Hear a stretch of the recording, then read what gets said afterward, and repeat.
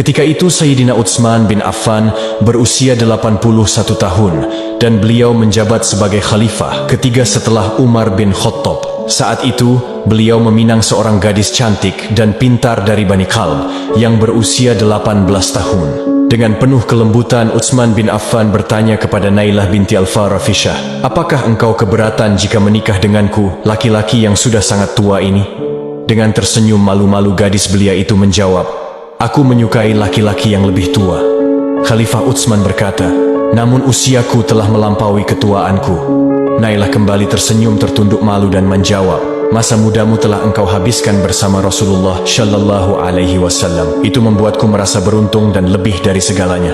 Mereka berdua pun akhirnya menikah di Madinah dan dikaruniai seorang anak perempuan yang bernama Maryam binti Utsman. Dengan kecerdasannya serta didikan Khalifah Utsman, Nailah tumbuh menjadi istri yang taat dan penyayang. Suatu hari, badai pemberontakan menghantam Madinah. Ribuan orang yang memendam kedengkian kepada Khalifah Utsman itu datang menuntut sang khalifah.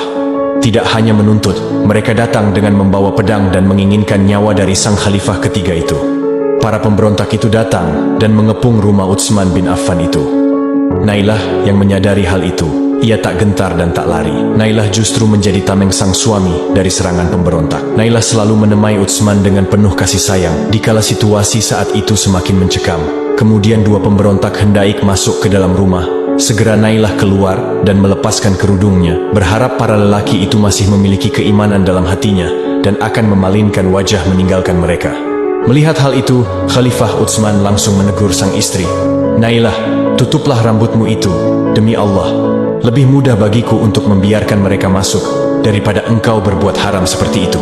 Kedua laki-laki itu berhasil masuk ke dalam rumah dan sampai di hadapan Khalifah Utsman dan istrinya. Seorang di antara mereka mengayunkan pedangnya ke arah Utsman.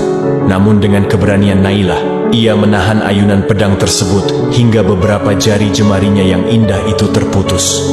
Dengan jerit tangis itu, Nailah merasakan kesakitan yang luar biasa karena jari-jarinya terputus.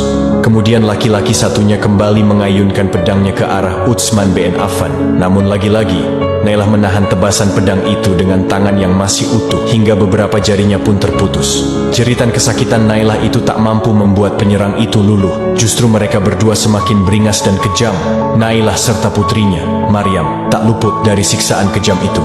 Hingga akhirnya penyerang itu menyabetkan pedangnya ke arah Khalifah Utsman, yang saat itu beliau sedang memegang Al-Quran. Khalifah Utsman bin Affan pun menemui kesyahidannya, dan dalam sabetan pedang tersebut, darah keluar muncrat dan mengenai Al-Quran yang beliau pegang tepat pada surah Al-Baqarah ayat 137. "Maka Allah memelihara engkau dari mereka." Kemudian Nailah, sang istri, menghampiri dan memeluk tubuh sang khalifah dengan derayan air mata dan berkata kepada pembunuh, "Mengapa kalian membunuh khalifah? Padahal beliau adalah orang yang menghidupkan malam dengan Al-Quran dan banyak rokaat."